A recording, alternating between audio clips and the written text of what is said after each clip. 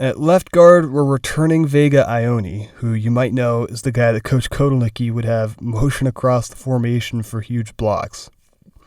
I will never forget, this is a little bit of a story time. I'm scouting that UCLA game, and you see Ioane lined up as a literal receiver on the left side. He is eligible as a receiver. And I know watching back on the highlights on the broadcast, whatever color commentator, I believe it was Joel Klatt, that game was on Fox, talks about that play, and he points out Ioane. He's like, look at Ioane, that big dude lined up as an eligible receiver. And because he's an eligible receiver, then we motion him out before the play, and he just absolutely blows up one of those UCLA linebackers on the other side. Completely irrelevant to the play. If you go back and watch that highlight, it did not affect the play. This was just Vega Ioane making a statement and absolutely blowing up an opposing player. A show of physicality, a show of dominance for Penn State over UCLA, and that set the tone for that entire game.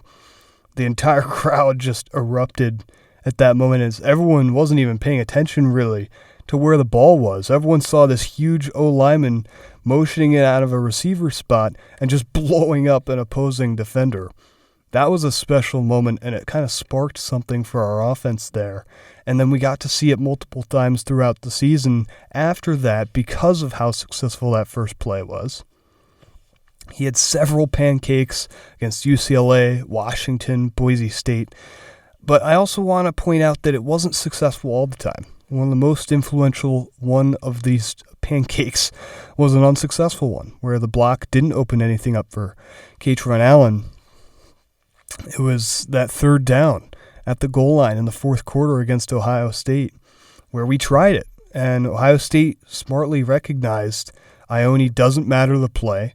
They didn't even line up a man on him because they knew he was going to motion. What are you going to pass to him if he goes out for a route?